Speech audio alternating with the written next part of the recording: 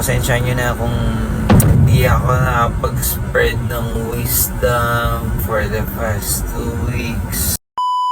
So what's up guys? Another day, it's another Monday. What? Diba? Ayan. So Monday na Monday, kailangan maging productive tayo. Pwede na! And yeah, it's me again. Balik na tayo after 2 weeks of pahinga of content creating. Medyo naging busy lang guys. Pasensya nyo na kung hindi ako nakapag-spread ng wisdom for the past 2 weeks.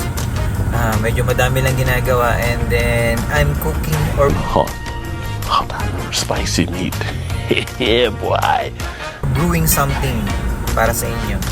Actually, I was documenting A few moments later. a DIY.